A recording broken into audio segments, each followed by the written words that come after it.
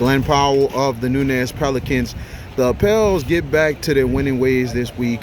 What are your thoughts, especially today, you guys, getting the sweep, the 3-game sweep on BRCC, but at the same time, big time hits today and timely hits that you need more than anything else, something to build your team back up. Yeah, the last 2 weeks we've been struggling with the bat. It was good to see the guys start swinging it again. You know, we were at a high for a while, and we lose those 6 games in a row, so we were struggling with it. But this weekend it came back. They swung the bats well. We're a little sloppy on defense today, but all in all, I think we did a good job, and we're back on track, and hopefully we can continue to play good baseball. Well, I know the pitching, the starters doing their thing and everything else, but what you could say today more than anything else, Alan Mason, how he stepped up from the bullpen, giving you 5, and had some situations but got out of it, but he ended strong and got the win for you guys. No, Alan does a great job. I mean, he's a reliable pitcher. He comes in, he throws strikes. He don't burn anything down, of course, but he's got good stuff, and he comes in and gives us a chance to win today.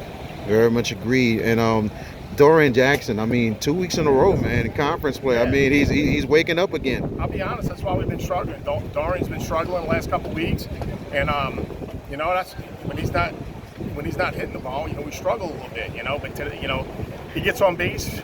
He usually scores. He's fast. I think he's almost at 50 stolen bases already this year. Man, you can't say enough about Dorian. I hate to even think about losing him after this year. What you can say about Jackson today, but him and Luke, I mean, all 5 times they somehow get on base. That says a lot for your team, and it says a lot for what Nunez had to do to win this game today. No, well, we can hit 1 through 9 pretty well, but our first 5, 6 guys can really swing it. So, if Jace is not having a great day, then usually it's D-Jack. If D-Jack's struggling, Jace has a good day, and you got Brock, Luke, and you can't, these guys, they just back each other up, and they swing the bats well, and, we get people on. The big thing is we've been hitting with people on base this weekend. Let me say that. We've been hitting the ball. We haven't been hitting the ball with people on base. This week, today, yesterday, we get guys on base, and we're getting the runs in. We're moving runners. That's what we preach all the time. Got guys, at second base with less than 2 outs. Get the runner over, we get them in. That's what we did today. That's what we did yesterday. That's really why we won these games this weekend.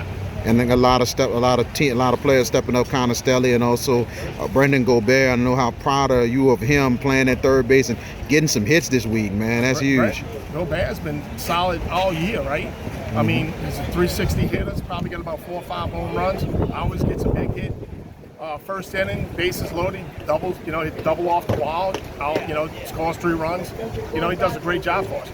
It's great when he's up there. With people on base, because 90% of the time you get some runs in for you. You coming into this week, you got a confidence booster. It's not easy going to Spring Hill, so you got to go up there, try to get 2 up there. But then next week, the rematch against Delgado. And I know that's going to be huge for the community and huge for your team. Well, it's huge for us, right? We're going to play at home too, so we're a much better team at home for some reason. We haven't been great on the road.